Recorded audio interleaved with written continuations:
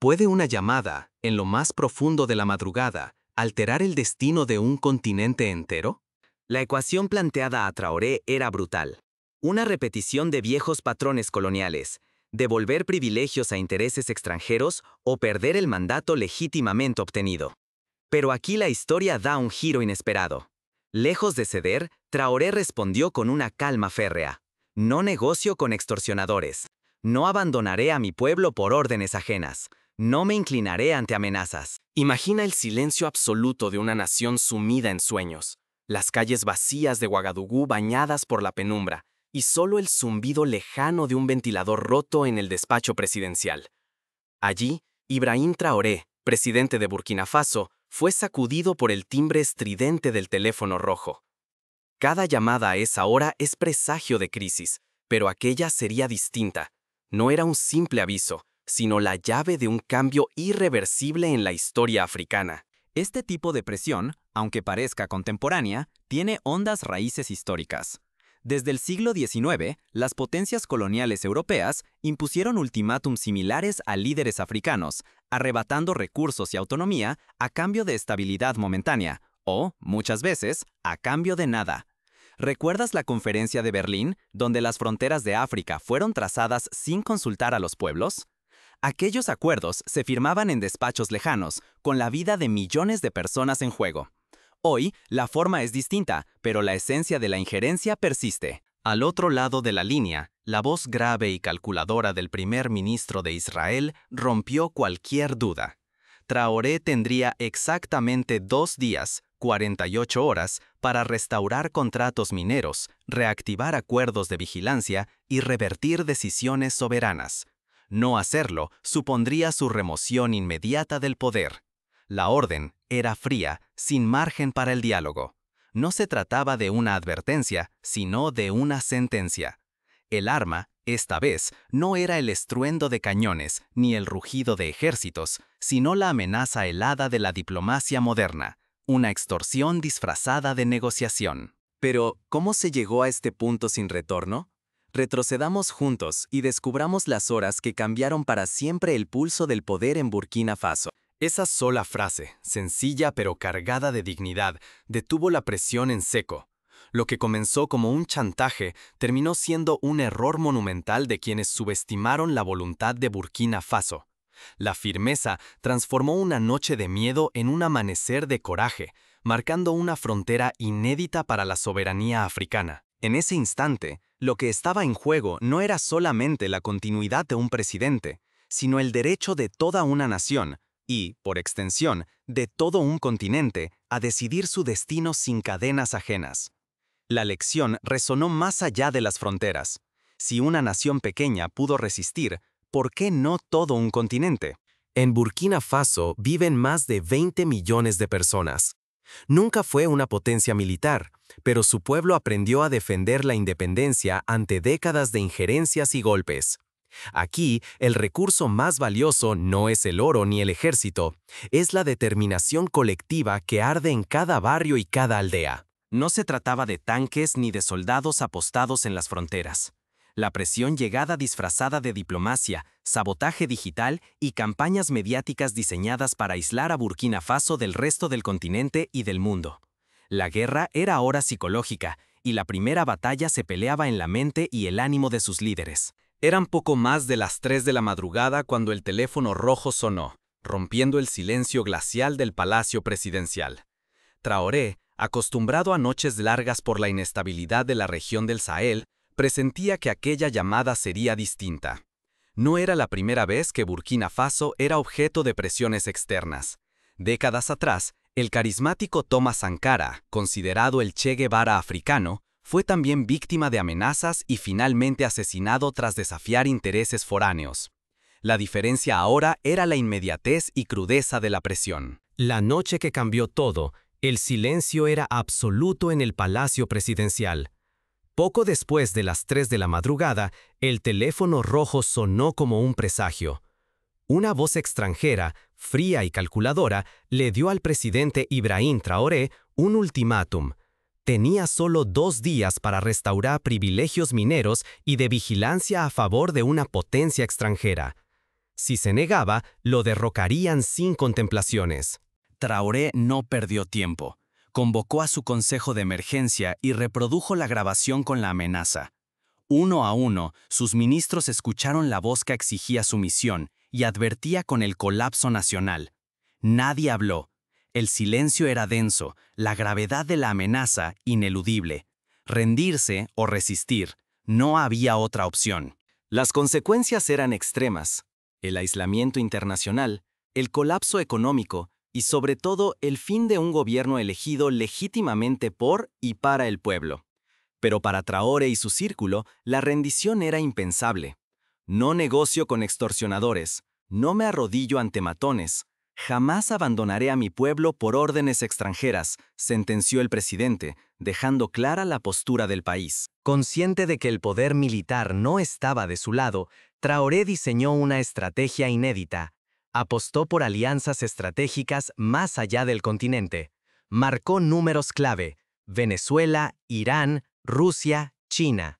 Buscó el respaldo de quienes se atrevieran a desafiar el orden impuesto y preparó rutas de apoyo político, económico y, si era necesario, asilo para su gente. Apenas colgó, Traoré supo que cada decisión tomada a partir de ese instante sería escrutada por la historia.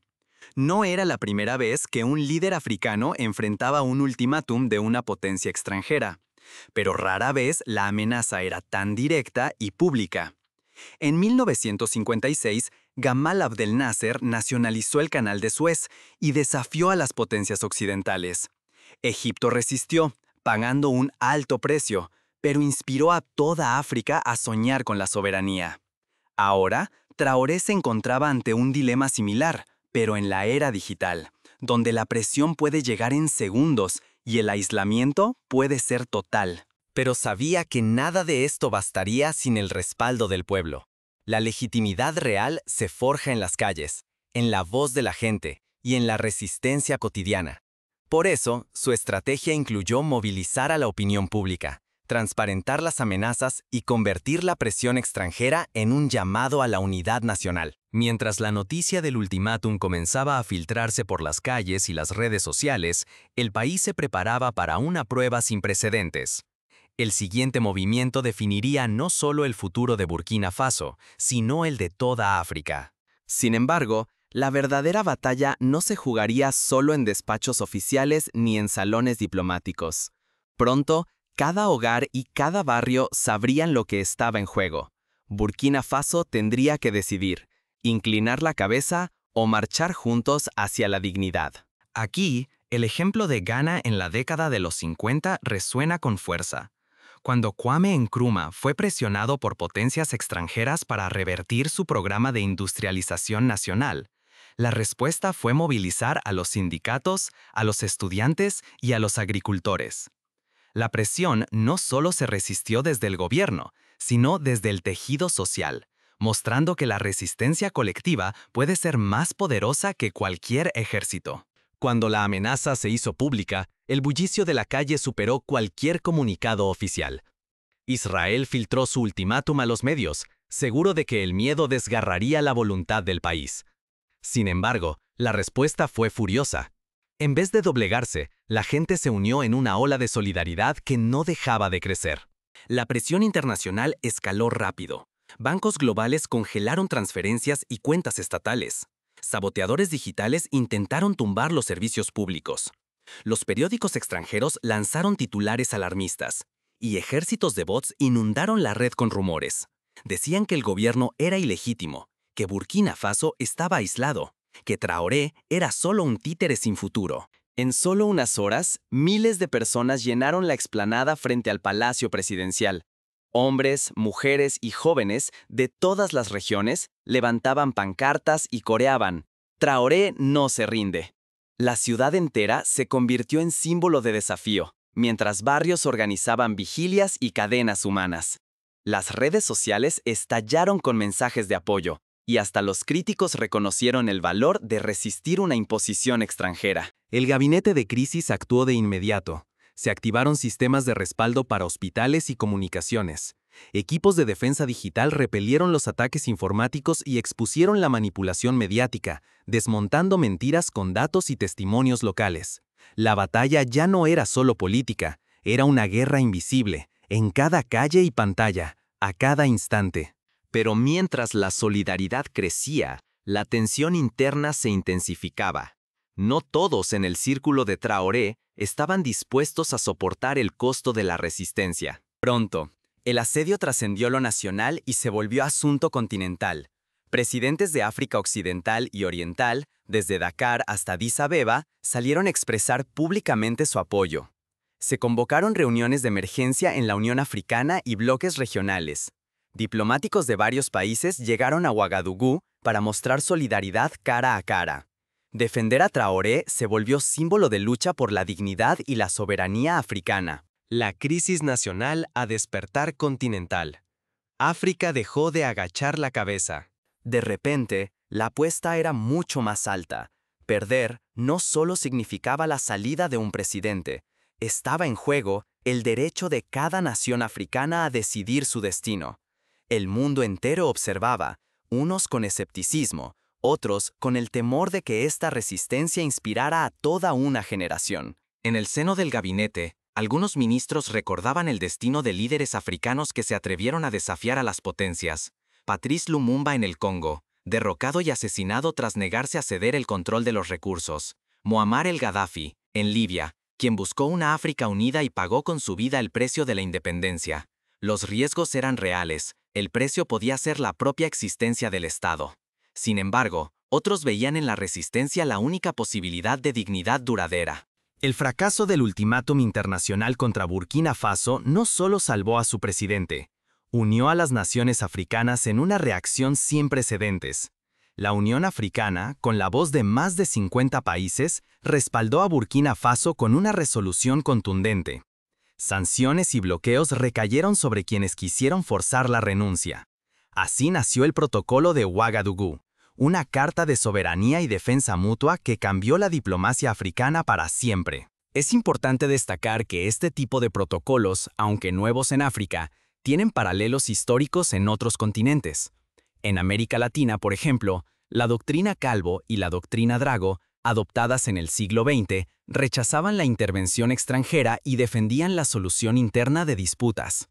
África, al adoptar el protocolo de Ouagadougou, se sumó a esa larga tradición de resistencia colectiva. Burkina Faso se convirtió en símbolo. Mali, Níger y Sudán iniciaron auditorías de contratos mineros y energéticos firmados bajo presión extranjera.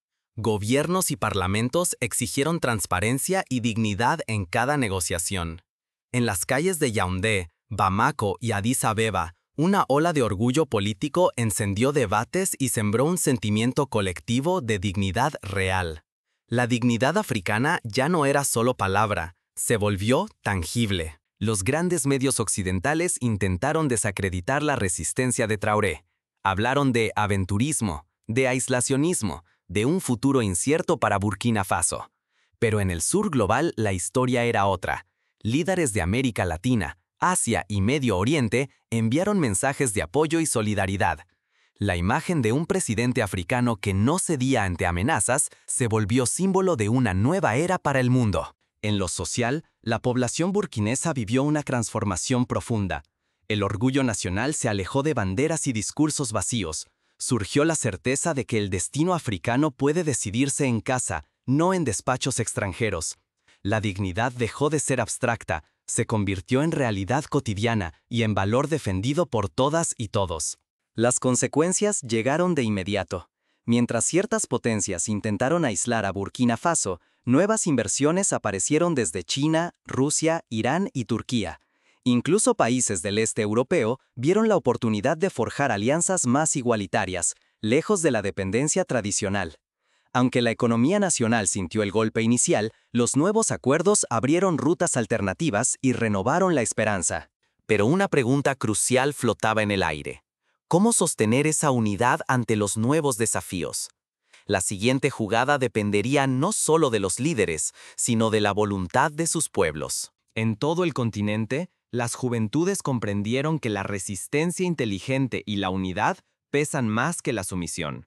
El temor a sanciones o aislamiento quedó relegado frente a algo más poderoso, el respeto global y una proyección renovada para las generaciones por venir. La dignidad, defendida entre muchos, trasciende lo individual y se convierte en política, una promesa colectiva de futuro. La lección es contundente. La independencia no se proclama, se construye día tras día, en cada decisión y cada acto de resistencia. La dignidad colectiva requiere voluntad y constancia frente a la presión internacional. Si se descuida, existe el riesgo de caer de nuevo en la sumisión y la dependencia. Pero si se sostiene, África puede entrar en una era de autodeterminación genuina y respeto global. Sin embargo, la soberanía no se edifica solo con leyes o billetes. África apostó por desarrollar tecnología propia, satélites lanzados desde tierra africana, redes de Internet gestionadas localmente y un avance sostenido hacia la independencia en telecomunicaciones.